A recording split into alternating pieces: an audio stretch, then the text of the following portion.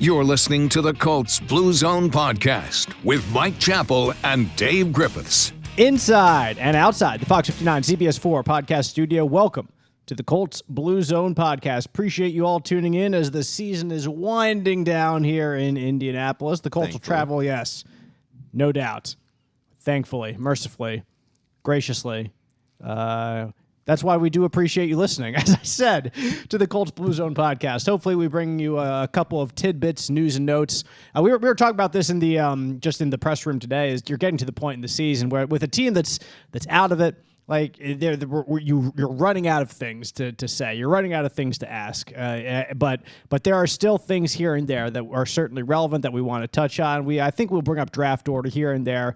Some injuries to look at now, and even that have happened over the last couple weeks that are still impacting the team over the next couple weeks, and some former stars for the team that have their names in the news or will have their names in the news, perhaps over the next week or so, that Mike Chappell knows all about or is in the process of learning all about himself. And I'll explain that in a minute. But of course, there's also a game to talk about. I'm sure we'll briefly mention the New York Giants, whom the Colts take on New Year's Day. We're obligated to do that, aren't we? That's the word, yes, in the Big Apple. But that's sort of the reason we have the podcast, is to talk about the upcoming opponent, even when we don't care. Even in matters like this, indeed. There are a few people who care about at least the matchups and breaking down all that stuff, but we'll still give it to you anyway, in case you want to be entertained or informed. Because see, what I've noticed is as the season have gone longer, Joe's rundowns have gotten shorter. That's harsh. There was a time when I printed off like a 6-page rundown, and today's is 3. That's it. So, Joe, I feel your pain, buddy. You know, I like to think it's shifted a little bit to the recap shows, because that's when I get to talk about, a draft order and all that. I've put a little less details into the game previews now that the Colts have been officially eliminated from the playoffs. I mean, I know you guys broke it down heavily after the Monday night debacle against the Chargers, but man, I mean, what an abysmal offensive performance by the Colts in that game. It was brutal. Again. The only thing they thankfully didn't do again is have a defensive fourth quarter collapse like they had in the previous couple games. The defense finally kind of bucked up, stood tall. Defense played well. Yeah, I mean, Justin Herbert didn't look anything impressive to me. Their touchdowns were nothing to write home about. My favorite thing listening to our post-game locker room interviews is Zaire Franklin talking about them hitting that, quote, corny play, end quote, about the little gadget play that the Chargers ran for some solid. The flea flicker? Exactly, yeah. He called it a corny play, and so that just gave me a hearty chuckle listening to him talk about it. But defense played well. They held a team that was averaging over 20 points to 20 points. They only got them in the end zone twice. Held them, for the most part, without big plays. Had a couple sacks, had a couple takeaways. I mean, that's everything you want. As we've said throughout this season, Chap, I guess the last couple weeks excluded, when the defense really did collapse in some of these fourth quarters that saw other teams come back for wins or extend leads for dramatic wins, that the defense once again did enough against a high-powered offense and one of the currently solidified in the playoff teams to win a game, and the offense just yet again could not match. Yeah, we were talking again in the media room nowadays. You talk more about. Boy, if people could be in that media room for those discussions. And hopefully, they haven't bugged the room, and I don't think they have, because I've not seen that type of reaction from the team. But if they could bring this defense back intact, I know there'll be changes. But this is a playoff caliber defense. Now, I know you're going to point to the 33 at Dallas, which was more the offense's doing, and the Minnesota collapse was everybody. But this, by and large, this defense has been good enough. I wrote about it earlier in the week. The offense is broken. There's no other way to look at it. They keep changing quarterbacks. Quarterbacks don't matter. It just doesn't matter. As much as everyone rightfully has trashed Matt Ryan, the two absolute worst games have been with Sam Ehlinger, was it 121 yards, 9 sacks, no touchdowns. And with Nick Foles, 173 yards, no touchdowns. And the Colts own 2 of the worst 6 yardage games of the season in the league. The New England game and the Chargers game. So this offense is broken beyond repair. And again, only 2 games to go, and they can try to fix it. And I think I saw another stat that the Colts were 0 of 10 on third down in this game against the Chargers. And it's the second time this season they've been 0 for on third down. And across the NFL, there's only like 2 other games that have been 0 for on third down. So the Colts have 2 of the 4. And again, with Foles and Ellinger. Right. So when you have to write 4 or 5 stories a week, it feels like you're piling on, and you're always trying to find another stat. They had 0 receptions of 20 yards against the Chargers, which is really hard to do. That's the first time in 52 games. I had to go back to like 2017, which Kobe Brissett. So it's just, get it over, and I was looking too. I get so swept up with numbers, but they're on pace. This is a strange daily double. They're on pace to break the franchise record for most sacks allowed. They've got 56, and the team record is 62. And what stuns me, they're on pace to break the team record for sacks by the defense. They've got 43, and the Indy record is 46. I find that really hard to believe, because when I look at this defense, a strong pass rush is not what I see. I see a decent one. Of course, if you get 11 sacks in the last 2 games, it helps. But it's just such a quirky season. And as you've talked about, let's just get this thing over with. Get it over with so that you could sign Derek Carr in the offseason. Please don't. That's been one piece of news that we can certainly touch on before we really dive into the Colts, that the Raiders are moving on from Derek Carr. He has asked for leave from the team, so he's not a distraction, and been given it. Is that weak, or is that just me? I've been hemming and hawing back and forth. I think it's a little weak, because we also experienced earlier this year when Matt Ryan was benched. And what did you do? And he sat there and faced the music, and he talked about it. Like, if you do it, like if it happens, and then you just stand there and answer questions one time, then it's not a distraction anymore. And then if you want to depart so you don't want to be a distraction, fine. I just think that what's the right thing to do is to come out, face the music. Hey, I'm disappointed. And then if you want to go away, go away. But the way Ryan did it, now he didn't talk the second time, which I understand. But come out there and face the music and sort of, yes, it's the media and that's what we want, but I think it's the right thing to do. And to do it this way, it just doesn't feel right. Yeah. Joe, what was your... Yeah, you think so? I had the same reaction. I mean, it seems like that's happened a couple times this year. Didn't Mariota do something similar? I know he was... he had the opinion that he was injured. The coaching staff said it's the same injury he's been playing with all year. We wish he was here. So it's not the first time we've seen a quarterback lose their starting job and then just kind of disassociate themselves from the team. Yeah. So it's been an interesting year for quarterbacks around the NFL, not just here in Indy, although Indy might take the cake when you break it all down and analyze every storyline. Definitely top quartile. Yeah, definitely the top. Oh, we snuck it in. We're less than 9 minutes into the podcast. Where's my bell to ring? Doggone, I wish I had a bell. Exactly. I wish I had a bell to ring. Sakes alive, Lord have mercy. Hey, one piece of news this week, coming up within the next week. On Tuesday of this coming week, we are going to find out the 15 finalists for the Pro Football Hall of Fame. Our very own Mike Chappell, of course, a voter in the Pro Football Hall of Fame. And Chap, we were just talking before we get on the air. I think it would be a good idea to kind of rehash the process for the fans out there, because obviously we'll break down a whole lot more next week about the Colts who are in the top 15, Colts who didn't make the top 15, whatever it might be. But the process that has to go through from announcing the semifinalists, which happened ages ago, to now the finalists, and then you break it all down to the 5 Pro Bowlers when it is announced on Super Bowl weekend. So where are we right now? What are we expecting next week? Yeah, I mean, just a quickie on the process. We start with like 100 plus.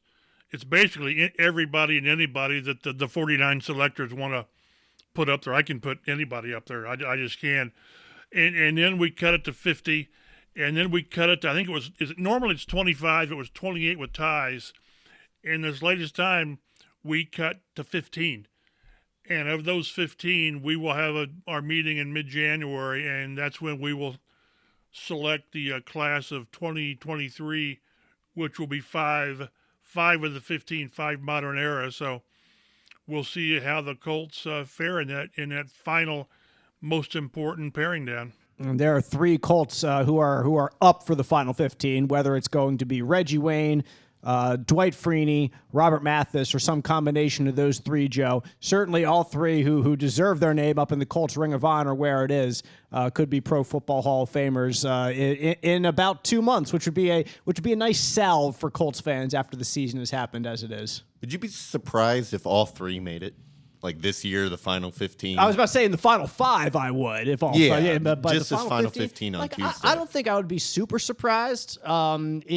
That would be a lot from one major team to make it in the final 15. So it almost might work against them in a way. I think especially so. the 2 defensive ends, Freeney and Mathis. I think probably only one of them. Yeah, Chap, do you find that from the voters? Is there a little bit of team fatigue? You don't want to put too many from one team in, or is it really a very much open discussion? I think that plays into it, because then what plays into it is, as great as the 2000s were, they won 1 Super Bowl. And the team has 5 members, with Pulling and Dungy and Peyton and Marvin and Edgerrin. And maybe the thinking is, hey, if you guys were that great, why'd you only win 1? And I understand that. I know who the final 15 are, so it's kind of hard to say, well, you never. Chap, keeping the lid on it. They will probably get 2, and hopefully, and then again, you just keep knocking on the door. I mean, it took Edgerrin 6 years, and this is Reggie's 4th, Freeney's first year of eligibility, and Robert Mathis' 2nd. So John Lynch took forever to get in. So it's important just to keep beating on the door. I really thought last year was Reggie's year. I did. I swear to goodness. I was PO'd walking out of that meeting. But, Chap, Andre Johnson just looks like a Hall of Famer. That's going to be the lead off. If Reggie's one of the 2, that's going to be my lead off of his support. Is I didn't know we were doing swimsuit competitions. And if you look at Reggie, it looks like a Hall of Famer. So we'll see. But it's really interesting because, again, what's really interesting is when it's all over, somebody will say, well, this guy should have gotten in. Well, who you want to leave off? No, I don't leave anybody off. No. You get 5. So it's really cool, and I think we've got one of the better processes, as flawed as it is. There's 49 of us, and we spend 8 hours talking and debating and bitching and moaning and finally come up with our 5. And generally, I'm okay with it. Sometimes there's a player or 2 I don't agree with. Chap wanted to jump through the Zoom screen a year ago and strangle the one voter who made it a swimsuit competition between Andre Johnson and the rest of the field. So. It's one thing for Calvin Johnson to jump the line like he did 2 years ago. I mean, he looked like a Hall of Famer, and he was different. Andre Johnson, doggone it, you throw a blanket over him and Reggie and Torrey Holt and all that, and it's just – and he jumped the line. He made the final 10, and Reggie and Holt didn't. So now we've gone down the rabbit hole, which shows as we always do, which shows you how much importance we're putting on Sunday's game. But I cede back to you. You can take over our podcast again. What does Hancock Health's membership in the Mayo Clinic Care Network mean for you? It means our independent health network now has access to the knowledge and resources of the world leader in medicine. It means your Hancock Health doctor can now consult with Mayo Clinic specialists to confirm a diagnosis or treatment plan, and it means that together we're making health possible for you. Learn more about our new clinical collaboration at hancockregional.org/Mayo Clinic. Injury report for this week. Colts and Giants, week 17 of the NFL season. Cornerback Isaiah Rodgers was placed on injured reserve this week. He has been certainly a bright spot, Chap, on the defense this year, which has been the bright spot on the team overall when you look at the three main groups there: offense, defense, special teams. So to lose Isaiah with a couple games left is certainly a blow. Especially with Kenny Moore already out, who has been not practicing yet with his ankle injury. Still haven't seen him out of practice at all with that ankle injury, which is a little bit of a surprise given the fact that he hasn't been put on injured reserve and he's just taking up a roster spot there, and he's kind of hanging out in the locker room right now, sitting around, and just haven't seen him out on the practice field. You got to figure Kenny's done for the year, right? Like if he doesn't play this week. But why is he not on IR? That's the thing. That's Dave's point. I don't get it either. Yeah. But now Isaiah Rodgers is on IR, and I know that he talked to Stephen Holder of ESPN tweeted out earlier today that he had talked to Isaiah, and Isaiah said he doesn't need surgery or anything on the knee. So that's a good sign that this is not a serious ACL, MCL, whatever happened in the Giants game. Chap, this is just something that would take a couple weeks, and the Colts don't have a couple weeks anymore this season. Yeah, and maybe if this is week 3. Maybe you still put him on IR for 4 games, but yeah, it makes no sense. It's similar probably to Jonathan Taylor with the ankle, where he was going to miss the last 3 games. So, and I understand that there's simply no reason to hurry a guy back when you're 4-10-1. That's why it's just so strange what they're doing with Kenny Moore. I don't get it. Maybe he's fighting to play that last game or whatever, but Kylan Grant said, I mean, if there's a significant injury that's going to be a game or two, you put the guy in IR and because then you bring up a roster spot, so you've got people for Sunday. Right. But at the same time, then, like, I guess if I'm looking at it the other way, if you would just deactivate these players anyway, like, you don't need to elevate more people and pay them more money to put them on the 53-man roster. That's a pittance of money when it comes to it. But maybe so I hesitate to even say that. I doubt that that's really a factor. I think if you really want the players, that's not really too much of an issue that you could you'd have to iron out a few more spots on the 53-man roster for that. Yeah, because keep in mind, a lot of times back in the past before practice squads expanded, missing players who were injured short term, then your practices were short people. But now you've got 53 plus 16. So it's not as big of a deal, and you can elevate 2 or 3. What I don't know what the practice squad for game day is. So you're going to inactivate X number of players anyway. So it's not a big of an issue to where you need roster spots to run your team. So it's not that big of a deal. Again, it's just like in a situation with Kenny Moore, I just don't understand the rationale. I do. I am, Joe, looking forward to seeing a little bit more of Dallas Flowers, I think, on defense. Because we'll see Brandon Faison get the starters role, but Flowers has showed on special teams how explosive he can be. And after so much of the season, you can't consider him an undrafted rookie anymore. He's a full-fledged member of the team at this point. There's very little. There's no excuse for not knowing what you're doing at this point. So now that he gets to be thrown in there, while he has this good base of knowledge, he should have it at least now about what he's doing or what's expected of him out there. Certainly has the athletic, physical tools to be a cornerback in this league. He is big, he is fast, he is strong. Experience was the one thing he didn't have, playing at Pittsburgh State. Go Gorillas.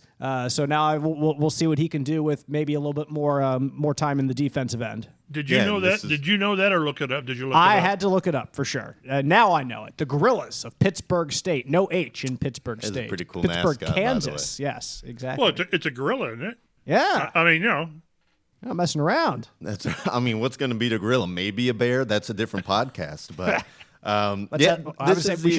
we should ask Mike Leach, because he's the one who gave the whole who wins the SEC Battle of the Mascots. R.I.P. Mike Leach. What a creative and incredible man that was. Sorry, Joe, I interrupted you. Oh, you're fine.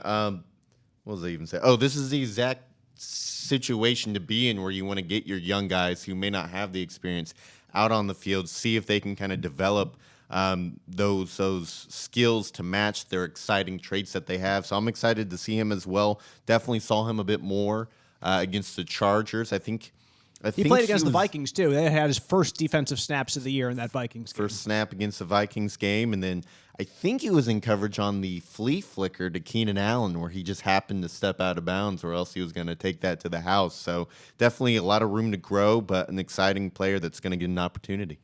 Maybe just not return kickoffs 9 yards deep. He keeps doing it. At this point in the season, just go for it. What do you have to lose? Yeah, the offense isn't scoring any points. Yeah, but then you're making Nick Foles start at like your 13-yard line. It's never a good thing on the stat sheet where it says, Flowers, 22-yard kickoff return to the 13. I mean, that's really hard to do. But Chap, at the same time, is there a difference between this offense starting at the 13-yard line and this offense starting at the 27-yard line? Might miss out on the 50-yard McLaughlin field goal. Or the 40. You're right. How many times have they had great field position? I agree. So, yeah, okay. Return the darn thing. I've won Chap over with one simple question. I love it. Hey, did not participate in the Colts Wednesday practice this week. Kenny Moore, we've already mentioned, still dealing with the ankle injury. Tight end Kylan Granson, ankle injury. He missed last week's game against the Chargers. Ashton Doolin, after his concussion from that rough hit from Derwin James this last week, is going to be out for some time. I doubt he plays this weekend. We'll see, though, if he's practicing on Thursday, Friday. Well, those injury reports will come out later. You can follow us on Twitter at Colts Blue Zone. Chap, you want to say something? Did you see Brandon Staley's comments after the game? I did not know. That basically the Colts were to blame on that play for putting Ashton in that position. I'm thinking, what? What are you talking about?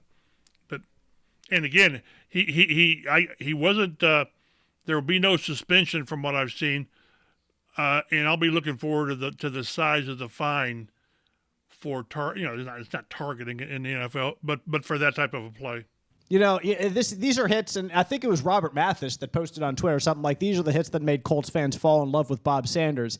And he's not entirely wrong, but this is a different NFL than when Bob Sanders played, Joe. I know growing up, Bob Sanders was one of your favorite players here in Indiana, and I'm sure you can relate to that. To that sentiment from Robert Mathis, that those big hits were something that you loved, but the NFL really wants to avoid what we saw, and that is what we saw from Ashton Doolin lying on the ground like prostate down there, because you knew that he got hit. He was more than bells rung. It was a bad scenario. Those are the things that add up and end careers. Those are the things that impact lives beyond just a week of recovery for a simple whatever sprained ankle. It's completely different. So you can hold Robert Mathis's belief that, man, that's what helped us fall in love with some players in the past, but yet in the present, that's not what the league's going to be anymore. Yeah, both can be right at the same time. I mean, as we've gained more information about concussions and head trauma and what causes them and what they lead to, the NFL is trying to take that kind of hit out of the game, as they rightfully should. I mean, is it fun to watch at the moment? Sure, you might enjoy seeing it at the moment, but it's not worth someone down the road, being the depression that CTE can cause and all these different things. So 10, 15 years ago, that'd probably been on a top 10 list on ESPN for the biggest hits of the week. Jacked up. Jacked up. Remember exactly. that? Well, the week before, you've got, was it Rodney Thomas and Stephon Gilmore? Yep. I mean, the same thing. Yeah, so and especially the Gilmore one. Did you see the Vikings commentators, that recording of the local... I don't know what it was, but they were like, toss him out of the game. That's the clip they were trashing Matt Hawk as well. Has been a terrible kicker. But yeah, I mean, you're right. The CTE thing is real, and we get another reminder in Miami with Tua. People are talking about his career might be done. You get, the Troy Aikmans and the Steve Youngs, and the more you get, the easier it is to get the next one, and I'm not on the train where it says that his career might be over, but I'm telling you, from a personal standpoint, you've got to wonder what the effects are, the build-up effects are to concussion after, what he's had 2 officially and probably 3. The worst one I saw was how he reacted to the one that wasn't a reported concussion, where he almost fell down twice. So, but yeah, Dave's exactly right. Back in the day, they celebrated those hits, and now it's going to cost you $20,000. Well, and while we're down this rabbit hole, if it was up to me, you wouldn't be able to play a week after getting a concussion. You would automatically just be ruled out the next game, because even if you're cleared, the damage of getting 2 concussions within a 7-day span is just not worth it at all. So I don't know why the NFL allows that, but that's something that I would personally like to see changed. I remember back in the day, and it's probably been 10, 15 years, in boxing. I remember like in Vegas, if a boxer got knocked out, he didn't box for like the next 90 days minimum. And I don't think the NFL will ever go to what you mentioned, because they don't want their quarterback or any player but to miss a game if he's been cleared. But I totally understand the rationale behind that. One more player did not participate in Wednesday's practice, which was a walkthrough at the end of the day. It was Rodney McLeod, but listed as just rest, so you can expect to see the veteran safety out this weekend when the Colts take on the Giants. And the Giants' injury report from Wednesday was, if you're a Giants fan, a very encouraging one. Only Dexter Lawrence did not participate in Wednesday's practice, defensive tackle, but it was just a rest day for him. Other than that, everyone good to go except 2 players. Edge rusher Azeez Ojulari with an ankle injury, but sounded optimistic he'll play on Sunday after being limited on Wednesday. Also limited cornerback Adoree Jackson with a knee injury, but he hasn't played since week 11, so try and get back into the lineup there. Joe, looking at these players, I mean, Ojulari is a heck of a player. Hang on, let me look real quick, see if you have him. Yeah, you do. We'll talk about him a little bit later, so I don't feel like the need to go too deep into that. But he's a guy that we talked about a couple years ago when we were talking about first round edge rushers that the Colts could potentially take in some drafts. And he's become, we'll get to him a little bit more later, but he's become a pretty good one for the Giants right now. Yeah, if he's healthy. His availability on Sunday will make a big difference, because he might be their best edge pass rusher at the current moment. I get they took Thibodeau 5th overall, and he's very talented as well, but in his second year, Ojulari definitely making his potential show up on the field in results. The Colts are 4-10-1. They take on the Giants 8-6-1 at 1:00 Sunday afternoon, and it will be a New Year's game. Yep, I forgot to look up what channel it was on. I think it's on CBS 4. Here, if we're in central Indiana. I do not think it's a Fox game. I think it's a CBS game, but you guys can correct me if I'm wrong there by looking it up as I just flim-flam here for a second. The Giants clinch a playoff spot with a win over the Colts. And the NFC, those teams vying for the playoffs are all right even with each other. It's the Giants. It's the Commanders. The Lions are in the mix. The Packers are trying to work their way back into the mix. The Panthers aren't out of it, for crying out loud right now. CBS. It is on CBS. Okay, good deal. So it's a heated battle for the postseason, and the Giants are in a really good spot to make it. Joe, just in general, before we get into specifics about this team, I mean, the Giants have been one of the surprise teams in the NFL this year. They started off really, really well. I think they were 7-3, 7-4. They've hit a few roadblocks since, but nevertheless, for a team that last year was so disappointing with what they were. There were questions about, will Daniel Jones come back? Well, he did come back. He's done pretty well in the first year under Brian Daboll.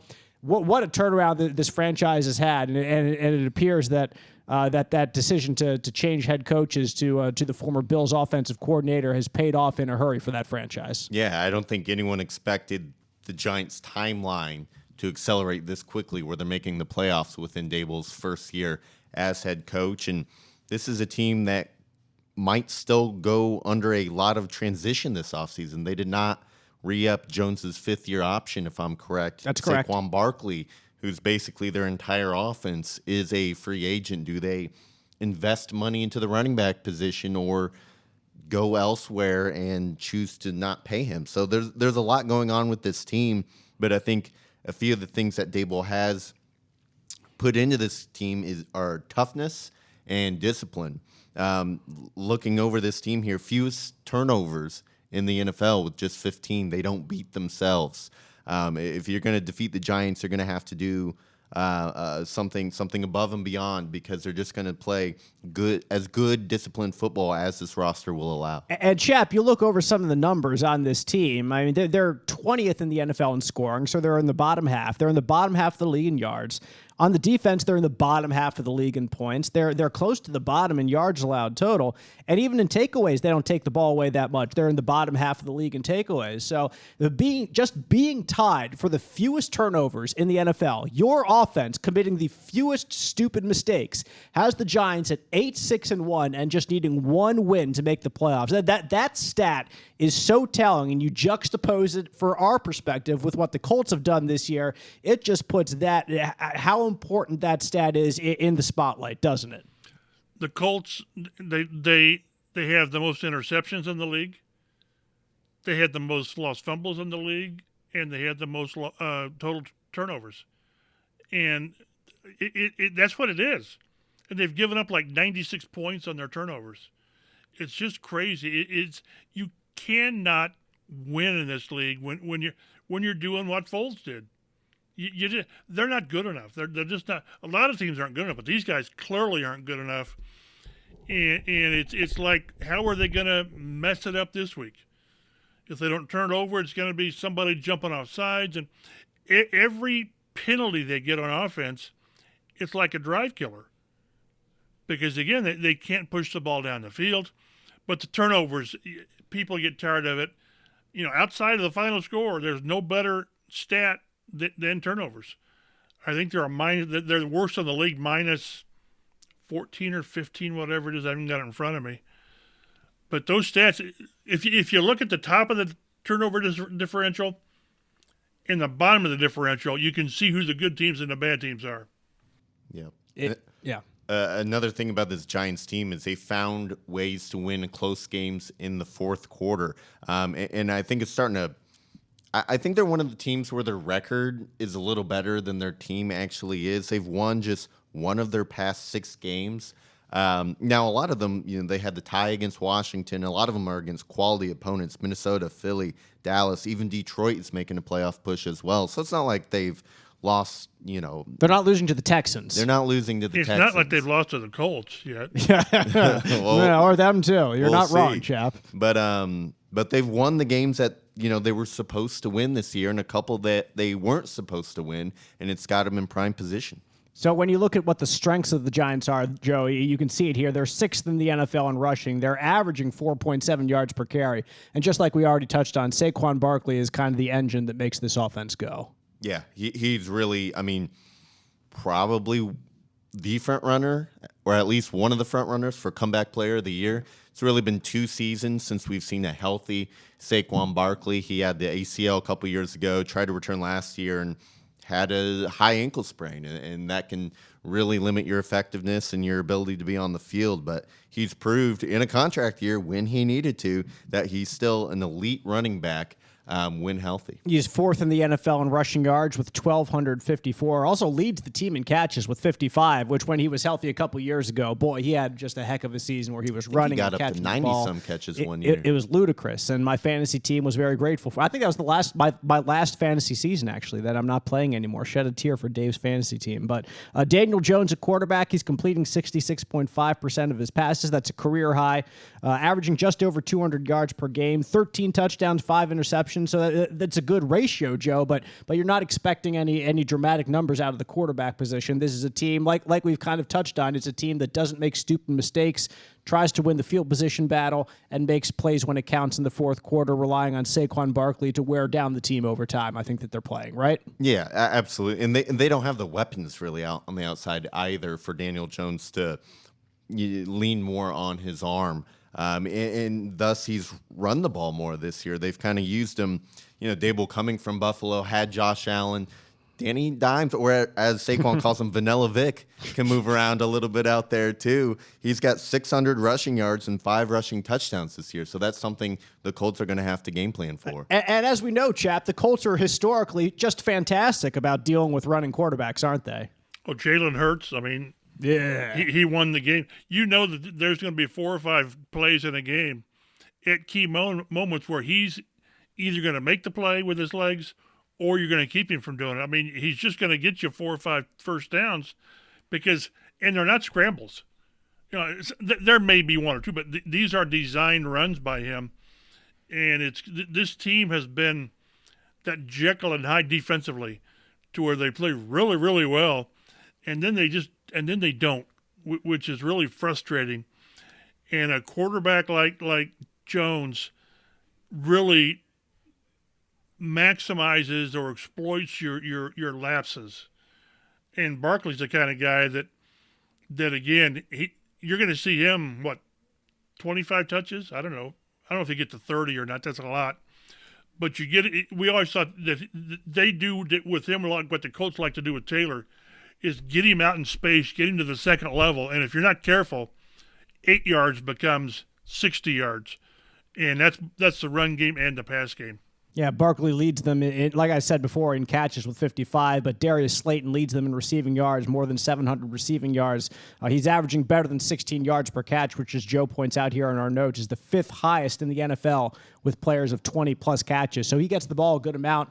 The Giants like to push it downfield toward him, so when he gets sucked up toward the line of scrimmage with Saquon Barkley, they have at least one guy who can hit you over the top. It's not, like you said, Joe, a plethora of players who are offensive weapons for this Giants team. They've traded away a couple guys like Kadarius Toney. Evan Ingram left the Giants, who's having a great finish to the season in Jacksonville. So they've let some of their weapons go, and it's been beneficial to them, relatively so, by being a playoff team and finding results, finding ways to do it. The strength of this Giants team, when you look at it overall, is on the defensive side of the ball, and it's the defensive line. The 4 guys who make up the defensive line: Dexter Lawrence, Leonard Williams, Azeez Ojulari, Kayvon Thibodeau.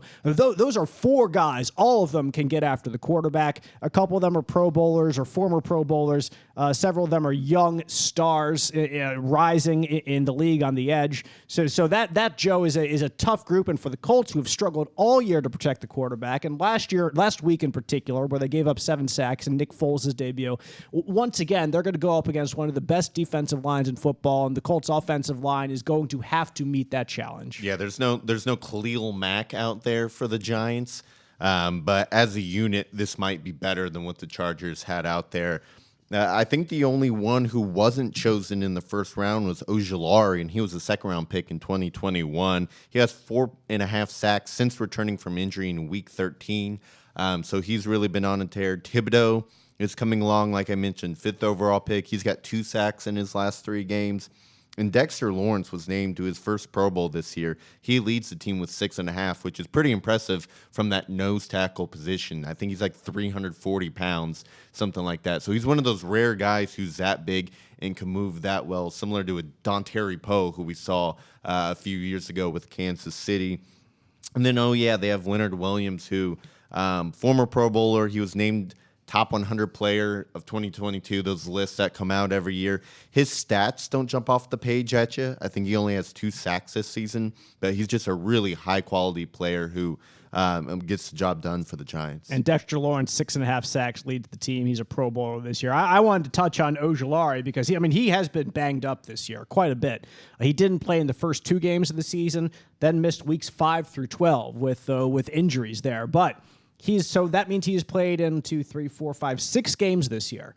The only game where he has not taken down the quarterback is the first game he played in Week 3. He had 0 sacks. Other than that, his other 5 games, 1 sack, 2 sacks, a half a sack, 1 sack.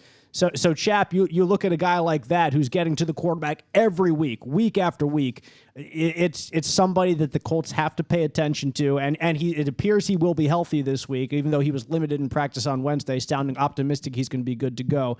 This is going to be a tough challenge for a Colts offensive line that has not met challenges adequately this season so far. Yeah, whenever we talk to Jeff Saturday, it's always like, it's the offensive line's getting better, and it is. But that's on a scale of how bad they were early. But it's one guy here, it's one guy this play, one guy that play, and that's what a defense like this feasts on. Because if the right guard has a bad play, he's going to get beat, and there's going to be pressure. And Bernard Ryman, who I think is really playing better, but he still has 3 or 4 plays where he gets beat. And when it's, if you put together 5 players and they all have a bad play and a couple of them have 3 or 4 bad plays, all of a sudden that's 15 bad plays. So it's, again, you would like to think, well, this is the week they're going to get their act together. But why would you anticipate that? It's the old thing is they are who we thought they were. They've shown us for 15 games who they are. And when you face a team that's got playoffs on the line and a strong defensive front, it's just not a good matchup. Not that I think I can come up with a good matchup. Yeah. Yeah. Go ahead, Joe. I'll be looking forward to seeing Ryman versus Ojulari. I believe Thibodeau usually lines up on the offense's right side. So left tackle there facing Ojulari, who's a speed player. If you guys listen to our draft previews from years ago, he's a little more undersized, but he has that speed, kind of a Robert Mathis-like pass rusher in that style. And then speaking to Ryman improving as of late, I saw a tweet a couple days ago, retweeted it from our Colts Blue Zone account. Follow us on Twitter at Colts Blue Zone. But it says, per Pro Football Focus, Ryman is the number 7 graded offensive tackle in the NFL since week 12. He's allowed just 9 pressures during those weeks. The problem, as Mike said, is when his mistakes do come, they're usually costly, as is the case with that left tackle position. So that'll be a key matchup to watch, Ryman versus Ojulari, 2 young players trying to get their footing in the NFL.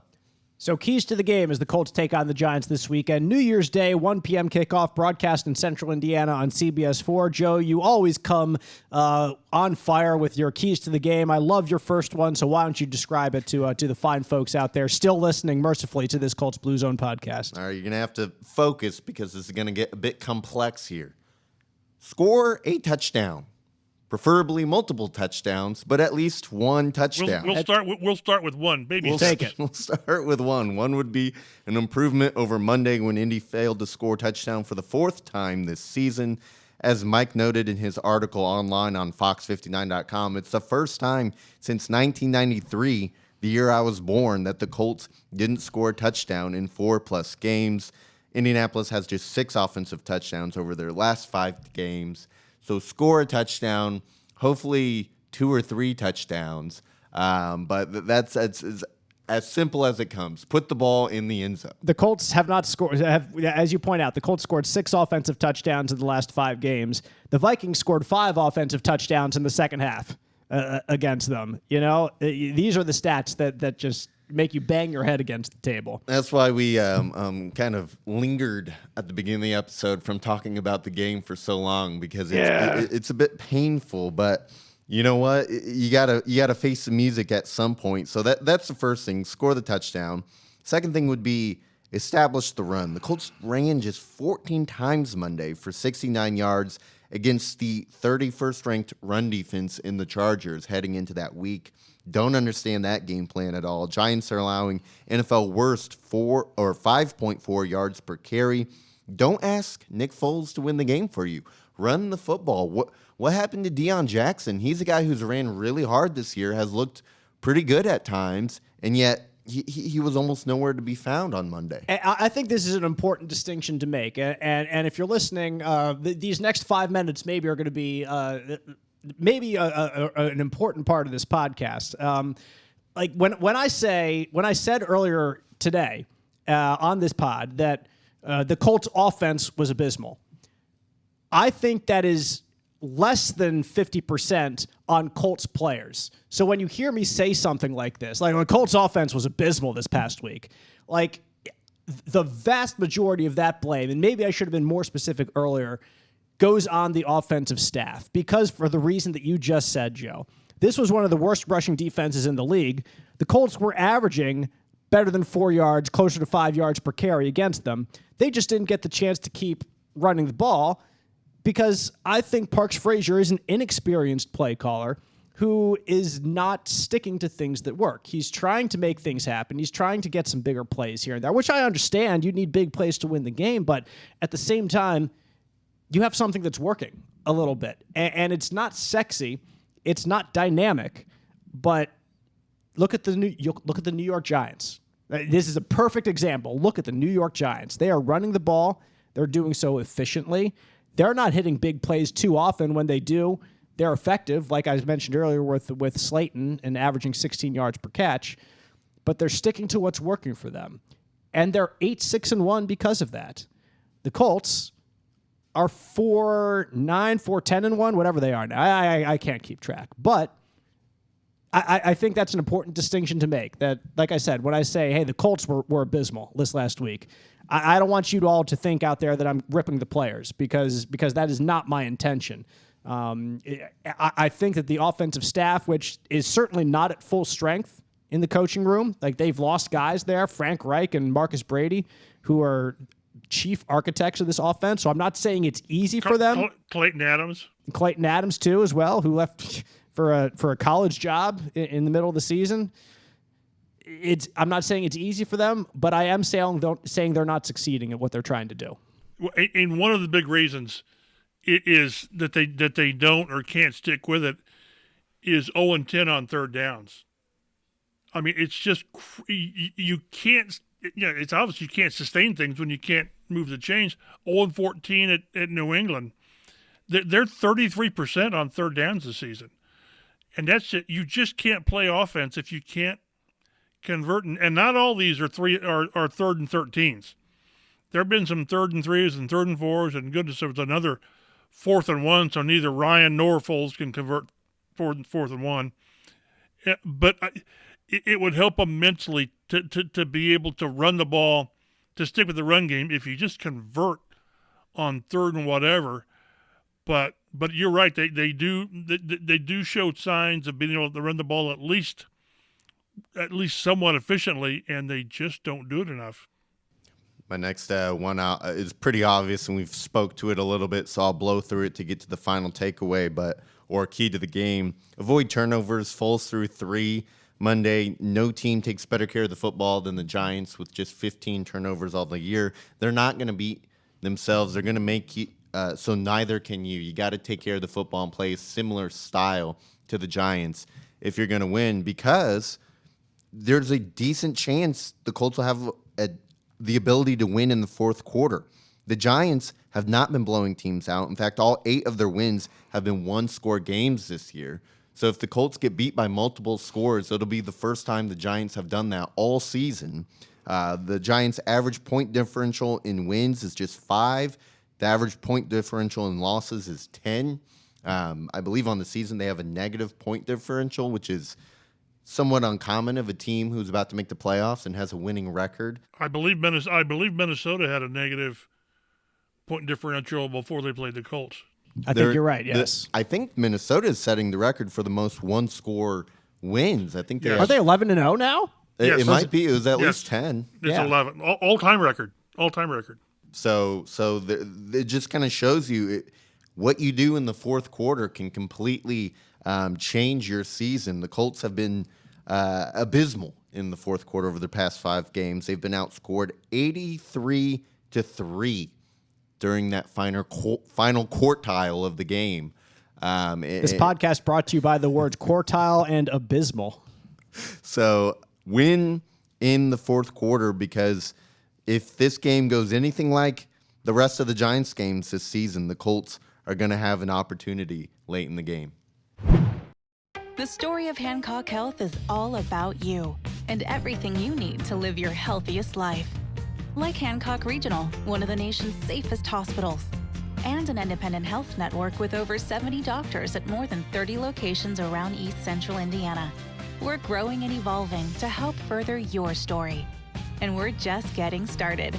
See all the ways Hancock Health and you can work together to make health possible at hancockhealth.org.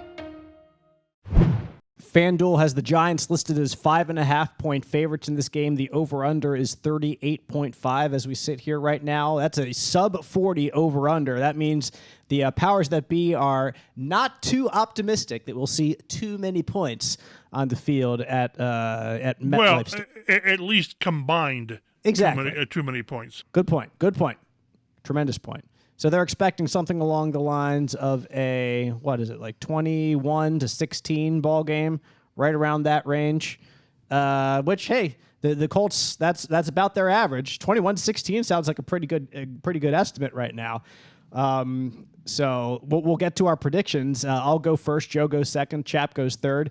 I'm good. I'll change it up a little bit from 20 to 16, just to be a little bit different. But I think I'll take the under just because why not? Because the Colts were involved. Exactly. I'll go a little off kilter. I'll go a 19-10 ball game. I'll give them a strange number there. We've had one of those this year. Yes, we have. Well, I'm predicting another one. It got the quarterback benched. Yes, it did. So 19-10 Giants. Giants solidify themselves in the playoffs. Colts head into the last week of the season, perhaps playing for the second overall draft pick, which is as high as they can go. But that would take quite a bit of work for them to get all the way up there, with a couple of other teams losing out, winning out, and the Colts themselves losing out. It'll be anywhere between that second pick and about the 6th, the 7th pick, it looks like right now. But we can talk about that more as we get a little bit closer. I would like to issue that correction. I was mistaken on Tuesday when I said the Colts could get up to the first pick if they lose out and Houston wins out. Head-to-head does not matter for draft order. It is strength of schedule, and Houston had an easier schedule than the Colts this year. So, like you said, Dave, the highest they can get is number 2, Bears, and Broncos/Seahawks ahead of them, as well as the Cardinals at 4, which might be their most likely to get up to that 4 spot. But anyway, there's a football game to be played. There is? I'm predicting 24-13. I think the Colts score 1 touchdown. Hey. One of the keys to the game. Is that what you had, Chap's Mike? holding up his number. You're that kid in ninth grade who kept looking over my damn shoulder and copying Your my shoulders stuff. aren't even here, Mike. Yeah, I got 24-13. I think Nick Foles is going to have a couple more turnovers, and they're going to cost this team, lead to points. I think the defense will put forward another valiant effort and make a couple plays out there, but unless it's a pick 6 or unless it's another punt block for a touchdown or something like that, I don't see the Colts scoring enough points to win this game. Chap, what do you got? I got 24-13. I'm giving the Colts their 1 touchdown and 3 McLaughlin field goals. That's not 2 touchdowns and a missed extra point. They've numbed me to the fact that they can score. And you can't win in this league if you can't score. And I think, again, that the defense will play well. I think Barkley gets loose for a couple of plays.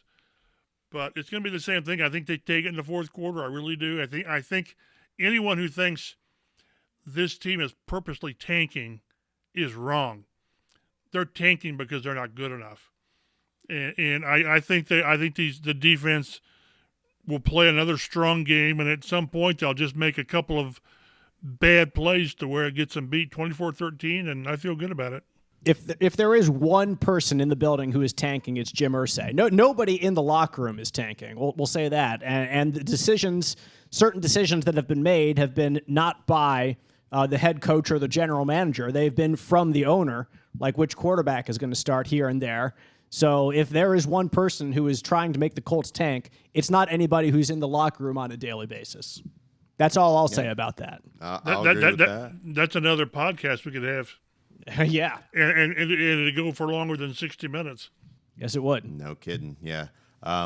We all predicted something to happen, which has not happened this year, in the Giants winning by multiple scores. So we'll see if they're able to get a blowout by their standards on New Year's Day. All of us have that much faith in the Colts to deliver the Giants their first double 2-score victory. Something that I was closest. I said 19-10, only 9 points. They do it by 1 point. They get that 9th. Yes, the 19-10. something that will be exciting for Colts fans to watch as we look forward. New Year's Eve, C.J. Stroud, quarterback of the Ohio State Buckeyes, will be playing in the college football playoffs, potentially the next quarterback of the Indianapolis Colts as we inch closer and closer to my favorite time of the year, draft season. I saw Pro Football Focus's college account tweet out like the mock draft already. The chap loves the mock drafts that we do through Pro Football Focus, like giving C.J. Stroud to the Raiders at 6. I was like, there's no way C.J. Stroud's going to last to 6. There's not a chance unless I was going to say unless somebody else besides Chris Ballard's GM. No, there's no chance he gets past Indy. Yeah, no. Hard no. Because you got him, Levis. Maybe Indy likes Levis. Who knows? I think who'd everyone. they have the Colts taking?